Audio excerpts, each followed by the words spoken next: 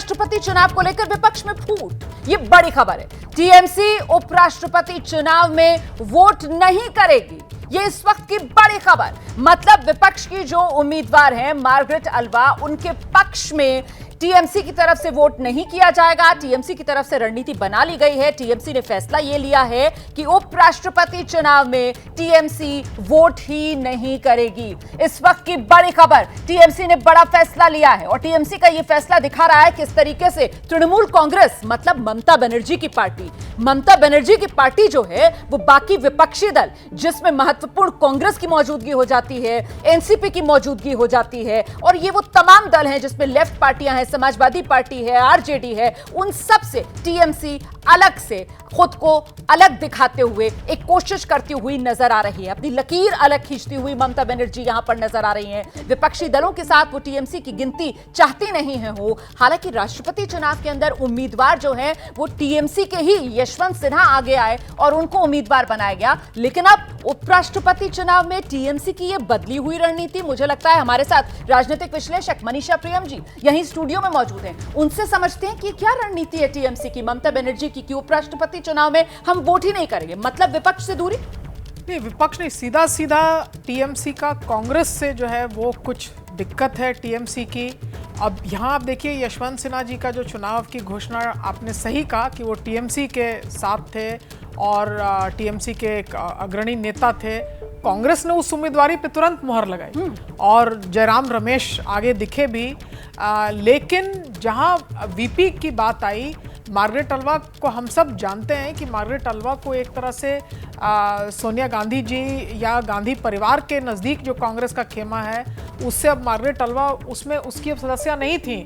तो Margaret Alva की दावेदारी कांग्रेस का वो फैक्शन करता है जो अब गांधी परिवार में बिल्कुल पूरे तरीके से अंधविश्वास अब नहीं रखता है, वो फैक्शन करता है। और ये लेकिन मनीषा जी, ये तब स्टैंड ले रही हैं ममता बनर्जी, जबकि मुझे ध्यान आ रहा है कि जब प्रेस कॉन्फ्रेंस करके मार्गरेट अल्वा के नाम का ऐलान कर रहे थे शरद पवार, तो उनकी तरफ से कहा गया था कि देखिए, सिद्धांतिक तौर पर सहमति टीएमसी की तरफ से दी गई है कि हम विपक्ष के उपराष्ट्रपति पद का जो भी उम्मीदवार होगा उसका समर्थन करेंगे। यही नहीं, मार्गरेट अल्वा के नाम पर वो जरूर कह रहे थे कि अभी बात होना बाकी है। यही नहीं, शरद पवार जी को पहला, ममता जी ने कॉन्स्टिट्यूशन क्लब में जो मीटिंग हुई, शरद पवार जी को पहला ऑफर दिया। हाँ। इसका तो निर्णय जो 2-3 निष्कर्ष निकलते हैं वो ये हैं, सबसे पहले कि राष्ट्रपति का चुनाव होते और उपराष्ट्रपति पद के चुनाव की पूर्व संध्या में विपक्षी एकता की बात जो कही जा रही थी वो अब पूरी तरह से खंडित है, पूरी तरह से ध्वस्त है। कांग्रेस में इंटरनल डिफरेंसेस हैं, कांग्रेस और बाकी दलों में डिफरेंसेस हैं,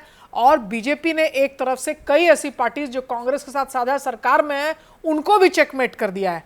तो कहीं ना कहीं राजनीति का दांव कुछ ऐसा घूमा कि जो कल एक साथ थे वो आज बिछड़े बिछड़े नजर आए। निष्कर्ष नंबर 1, विपक्षी एकता तो कहीं दूर दूर तक दिख नहीं रही है। दूसरी बात जो मैं आपसे समझना चाहती हूं, क्या इसके पीछे यह भी कहा जा सकता है कि साहब ममता बनर्जी की जो महत्वाकांक्षा है उसको भी आप दरकिनार नहीं कर सकते? क्या इस फैसले से कि हम उपराष्ट्रपति चुनाव में वोट ही नहीं करेंगे, मतलब हमको कांग्रेस का उम्मीदवार मंजूर ही नहीं है, एक तरीके से यही संदेश दे रही हैं? क्या ये बड़ा मैसेज ममता बनर्जी की तरफ से दिया जा रहा है कि अब वो विपक्षी दलों के अंदर किसी के पीछे खड़े होने के लिए तैयार नहीं है? हाँ, वो अगर लकीर खींचे और उनके पीछे आकर लाइन में खड़े हो जाएं तो उनको कोई आपत्ति नहीं। वो एक तरह से दर्शा रही हैं कि वो एंटी कांग्रेसिज्म भी एक तरह से उनके लिए बहुत बड़ा मुद्दा है, एंटी लेफ्ट भी जमीन का एक बड़ा मुद्दा है, उतना ही बड़ा मुद्दा है जितना कि बीजेपी है।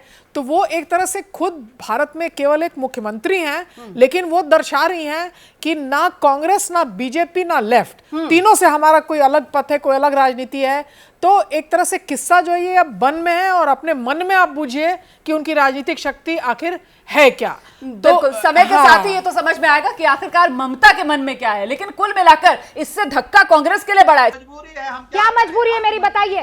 मैं अभी आपको बताती हूँ कि मैंने ओए होए होए होए नमकीन के चटकारे लेते हुए टकटकी मार के डिबेट शो को पॉज रिपीट कर कर के देख रहे हैं जोगिंदर जी। इनकी तरह आप भी देखें अपनी फेवरेट डिबेट्स को रिपीट कर और डाउनलोड कीजिए एबीपी लाइव ऐप अपने स्मार्ट टीवी पर।